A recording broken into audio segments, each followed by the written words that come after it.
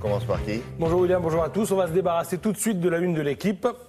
Voilà, la désillusion, c'est comme ça c'est fait, c'est dit, oui. Sans fioriture ni chichi. C'est clair et net comme une action barcelonaise. Il faut reconnaître qu'hier les Catalans ont étouffé les Parisiens en quart de finale de la Ligue des Champions de foot. Et le match retour, mardi, à Barcelone, s'annonce comme un calvaire.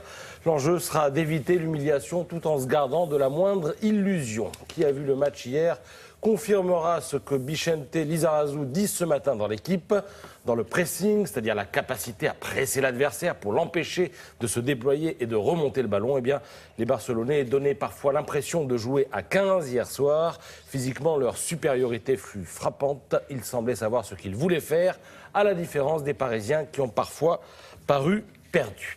Donc, le PSG, c'est la sale histoire du jour, mais il y a d'autres histoires dans la presse, elle en est friande d'ailleurs. J'ai retenu une drôle d'histoire et une bonne histoire. Alors la drôle d'histoire, c'est celle des écoutes téléphoniques dont a fait l'objet Claude Guéant, l'ancien ministre de l'Intérieur, dont on imagine que dans l'exercice de ses fonctions, il en ordonna quelques-unes, mais bon, c'est pas le propos. Le contexte, c'est celui du financement supposé de la campagne présidentielle de Nicolas Sarkozy par la Libye de Kadhafi. Dans le cadre de l'enquête, Claude Guéant, proche de l'ancien président, est mis sur écoute. Et les conversations, eh bien, elles sont dans Le Monde, datées d'aujourd'hui. Et c'est croustillant, amusant, révélateur de certaines mœurs.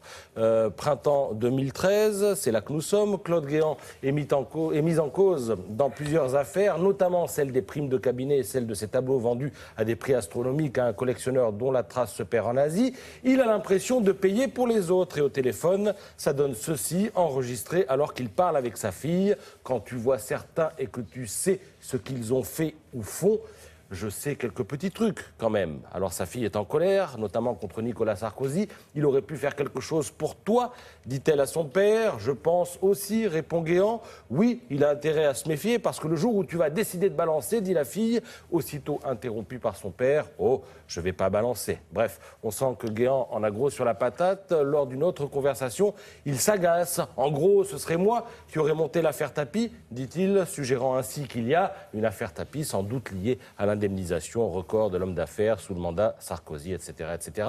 Il faut lire tout ça, c'est dans Le Monde.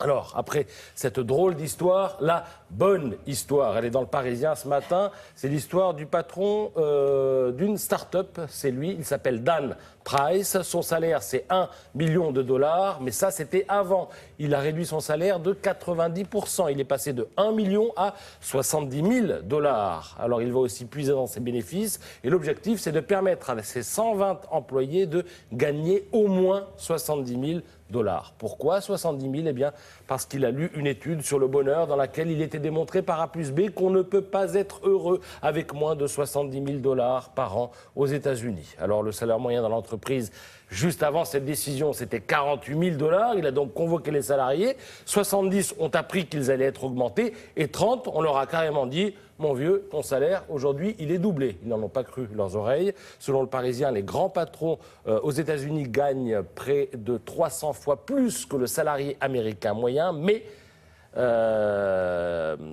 voilà, ça ne sera plus le cas en tout cas dans cette entreprise.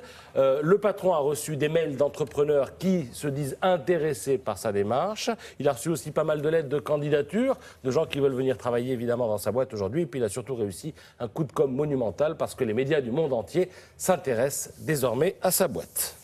Merci beaucoup Patrice, à tout à l'heure. On va s'intéresser